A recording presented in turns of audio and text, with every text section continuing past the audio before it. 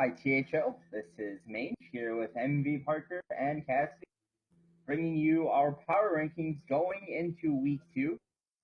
We'll start off with our bottom tier, our needs work tier, and our number 20 team is the Bad Hombres.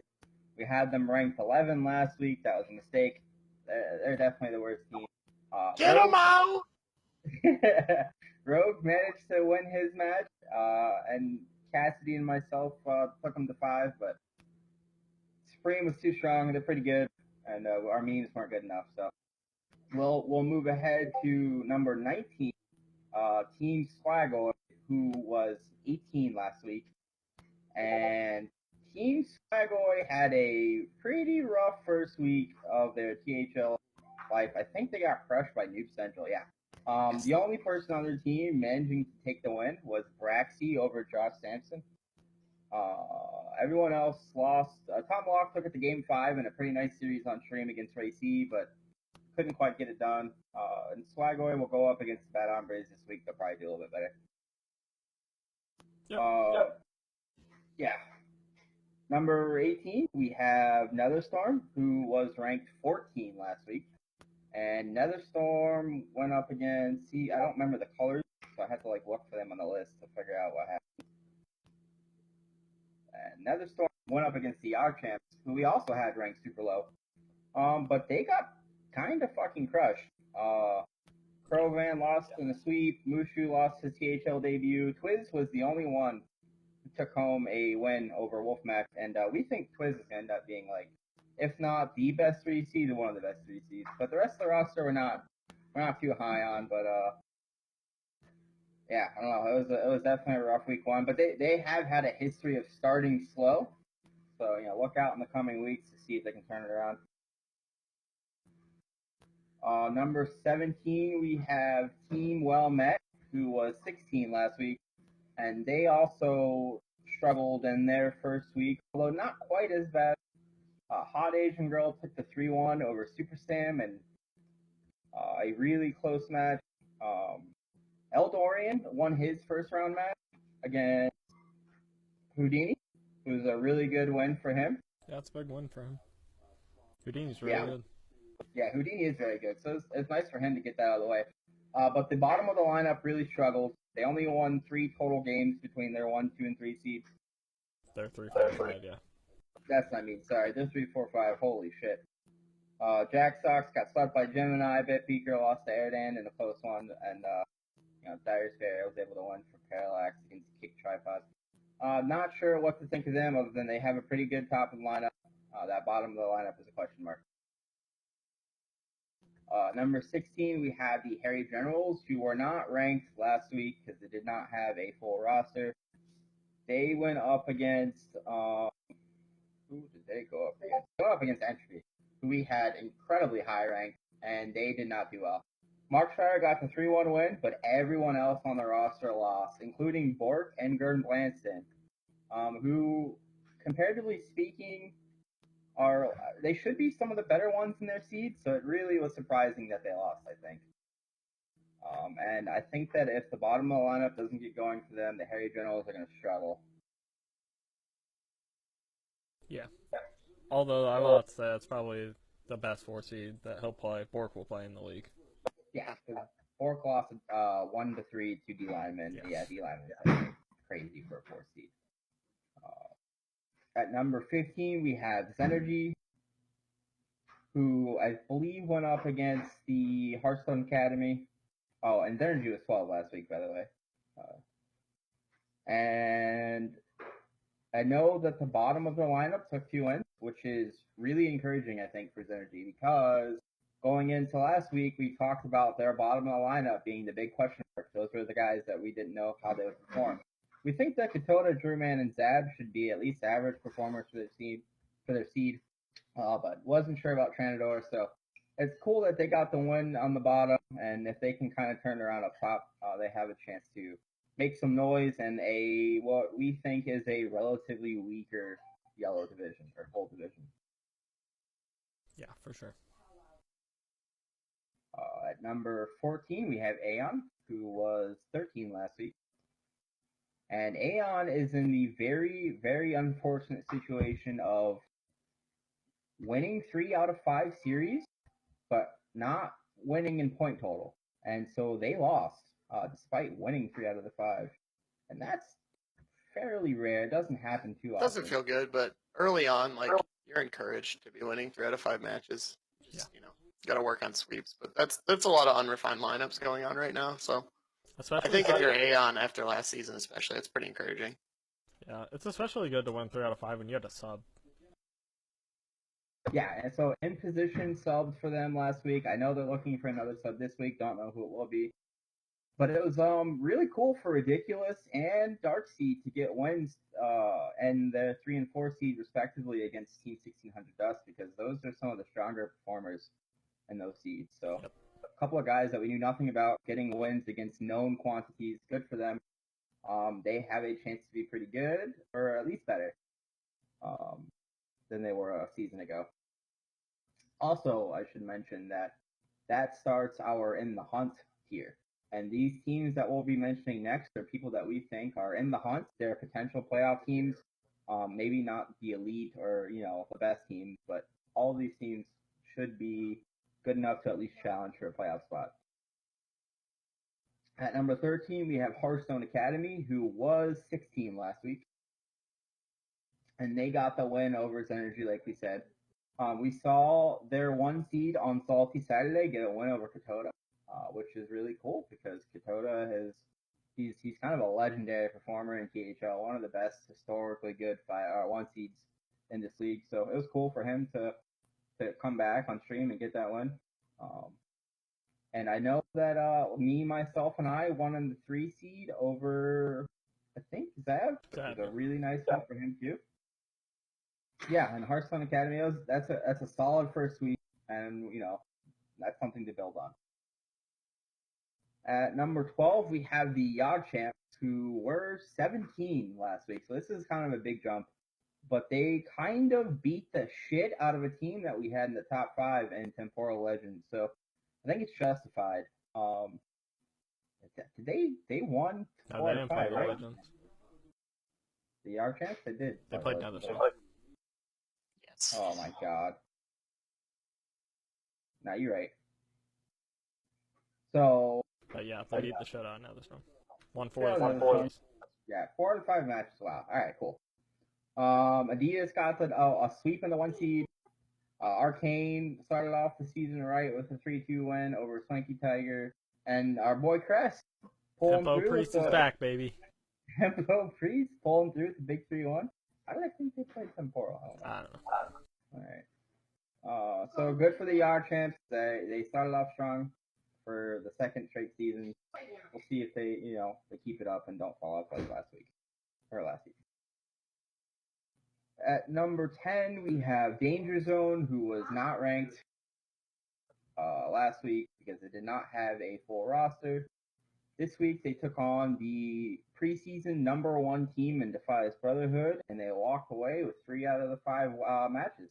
All 3 of their wins went to 5. They were super close, but at the end of the day, they did get it done. And I think the biggest win for them was Jing Buddha taking on and beating Jesus C in that 5-game series. So good for them. Another good start for Danger Zone. They kind of do this every season. They're and number they ended 11, up fading. Right? So number 10, we have Team Avatar, who was 9th last week. And who did they play? God, I wish I knew these colors better. Avatar played NWA. That's right. Avatar played NWA. G-Nest lost to Tony Montana in a really tight 5-game series. They had a sub in the 2 seed, and their sub was Zagber, who has been a 5 seed in this league every season that he played. So it was a really unusual sub on a really unusual situation for them, and it cost them as they weren't able to get the win. They actually lost all 4 out of 5 matches with only Anarchist taking the win over Dreaded, which is a nice one for him. We thought that Avatar was going to be better, and with some roster situation they have going on, that might not be the case, but we don't really know how it's going to look going forward. I don't really know what else to say about them. What was Danger Zone's ranking last week? They were not ranked. Okay, got it. You can put that down. All right. At number 9, we have the Temporal Legends. And the Temporal Legends are in the blue. There they are. They lost to Golden Wisp, and all 5 of them lost. Lochner, Sage, M Bulk, and Hector Howell all lost in 5, so they weren't like completely uncompetitive, but definitely not a week that you want to have in your first week of the season. No. Putting up 6 points as a team in a week is about near as bad as yeah, it's near the bottom of ever. Yeah. They were ranked what last week? They were ranked 5 last week. This is one of our bigger slides. Yeah, because, I mean, if you score 6 points at the beginning of the season, it's really hard to keep you at your high rank. But exactly. Only 1 week, they have a chance to turn it around. Yeah, the good news is it's early on. It's week 1. And, I mean, they lost 3 separate 3-2 matches. So they're close, but they really need more out of the bottom of their roster because those guys combined to go 0 for 6 in the 4 and the 5. Yeah, and that is an issue because, like, Phoebus and Avatar are kind of question marks for their seeds as people that hadn't played in those seeds previously. And Rubik's Cube and Sunshine are not, they're average to below average 4 and 5 seeds. Mm-hmm. And they got shit on by people that have historically been around 500 or lower. So that's concerning. But I know that they work their ass off. They practice multiple times per week. They're in practice as we speak. Yeah, they are actually. So, Hector Howell is gonna do his best to turn that around. At number 8, we have Parallax, who was 7 last week.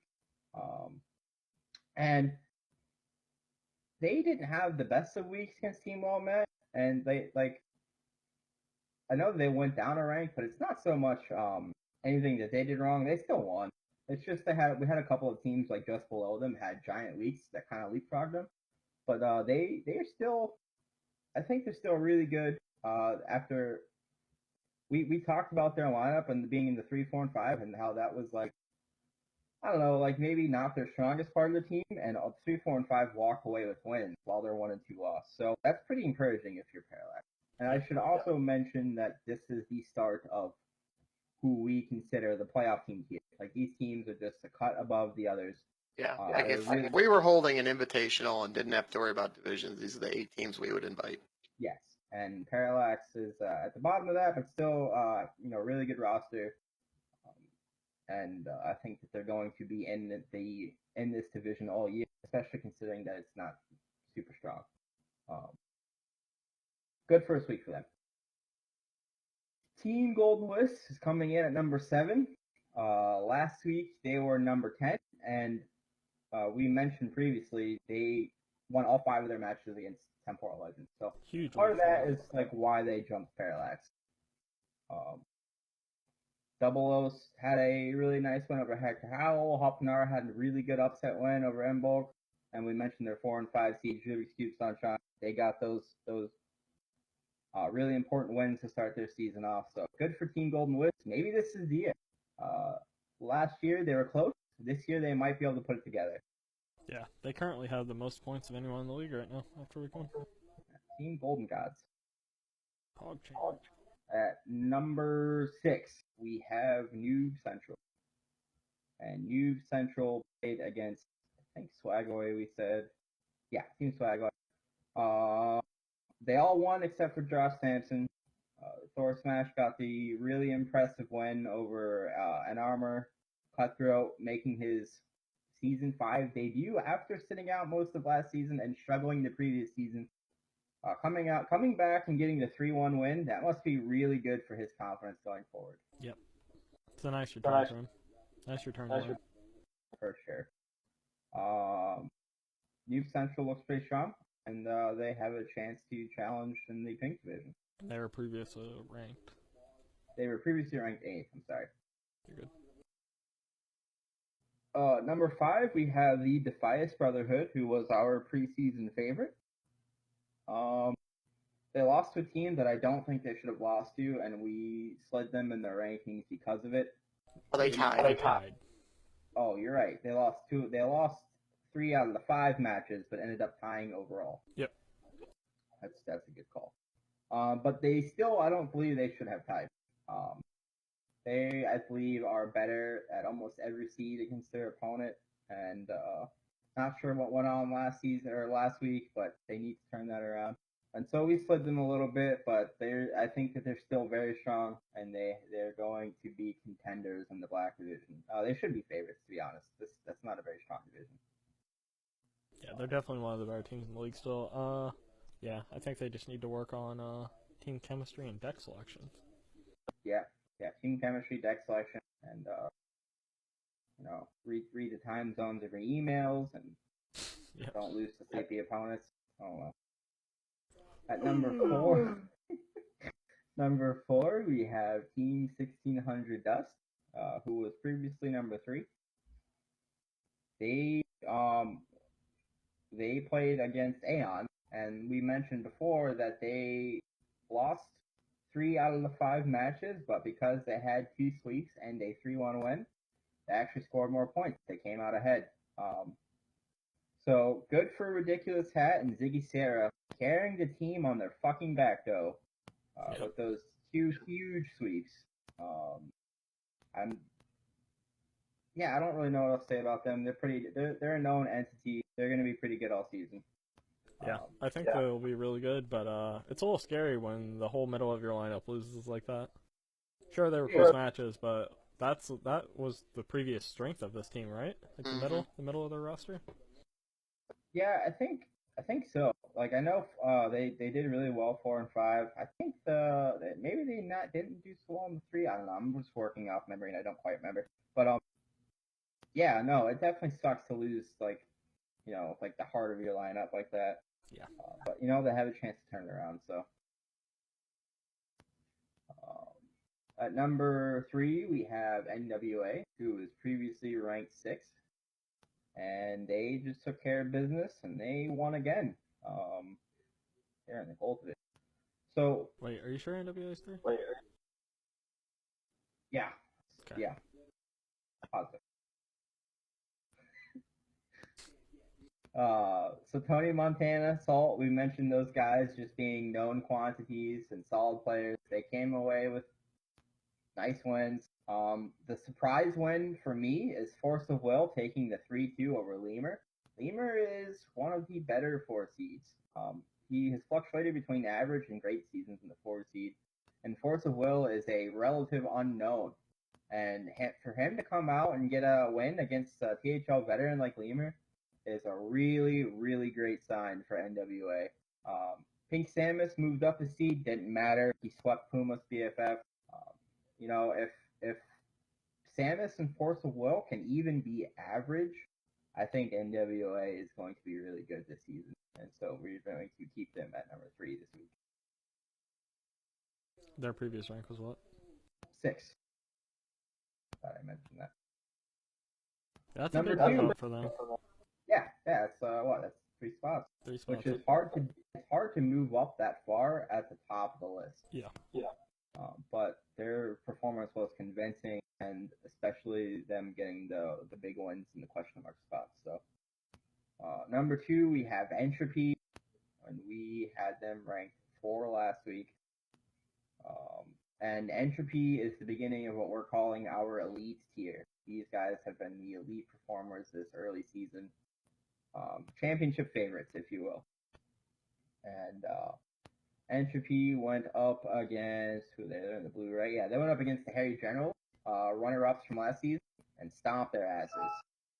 Yep. Smoked Salmon got a big sweep over Chigmo. Crayon took a tight one over Jedi Ninja. D Lineman got that big 3-1 win over. To be honest, he should probably be favored there, but still a nice win.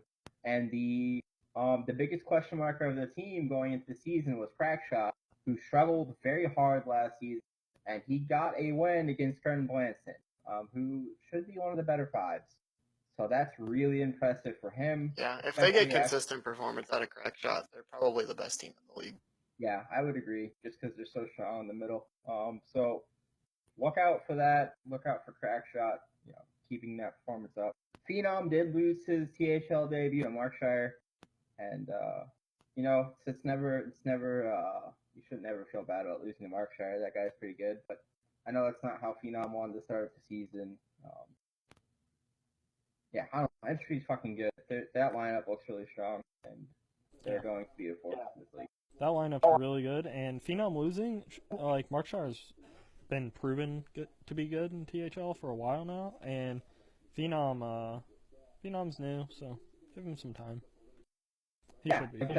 Like we said, the THL format is super different than like anything else is out there. It's different from every open, different from ladder, and not everyone can adjust to it right away. But the good thing is Phenom has a list of veterans with Salmon, Cram, D-Lemon. They've all been doing this for a while, and they can help that transition. At number 1, previously number 2, we have Supreme. No Soup for You. They went up against the Bad Hombres, who are the worst team in the league, and they beat the dog shit out of them. I don't know. So I guess if you wanted to pick on a spot for them, Senior Saxon losing to Rogue JT sucks. But Rogue JT last season was, in my opinion, the best 5 seed in the league. So it's, you know, losing in 5 to Rogue JT, that's not at all. You know, you shouldn't feel bad about that at all. Detective Diamond comes through with a giant upset PR wise over Brunson, he was giving like 170 PR. Yeah, big difference there. Yeah, huge difference, and he swept his ass. I think that knowing the decks that the Bad Hombres are playing, that it's not too surprising to see the result, and the next week will be more of a challenge, specifically for Detective Diamond and Senior Sex. We know what Slim Cheesy and this idiot Parker can do. They're all really good players. The question mark still remains in the 4 and 5, so I know I'm personally eager to see how they do against the rest of the league in those spots. So yeah, early on, I feel like they really benefit from us knowing who they are, right? Because it's really hard to put another team at the top of the power rankings, even though they did beat up on a shitty team. We know that those 3 players are capable of doing that, so it's very easy to slide them to the top when there's just so much unknown in the league this season. Yeah, like they still have the best 1, 2, 3 in the lineup or in the league. Best 1, 2, 3 this league will probably ever see. It's a big week next week. Play Golden Wisp. Golden Wisp, the team that scored the most points in the league. So yeah, That's actually gonna be really cool to watch. That's a really cool challenge for the Supreme team. Oh fuck, they're called. No Soup for You. And that concludes this week's power rankings. I'm sorry for fucking up again in the middle of the fucking thing. My bad, y'all. Still in preseason form. You know, but let me get warmed up. You guys have anything to add? I don't think so. I think we nailed it. Let us know your thoughts, comment, talk. Yeah. Let's engage in some fun arguments, all that good stuff. Yeah, tell us where we're wrong. I can't wait to hear it. WordPad, Discord, I don't know how it gets better. Production value, 10 out of 10. Actually, no, I should do it. I'm going to do it for next week. I'm just going to take notes and just read off of notes. That's better. All right, guys. See you in Discord. Bye.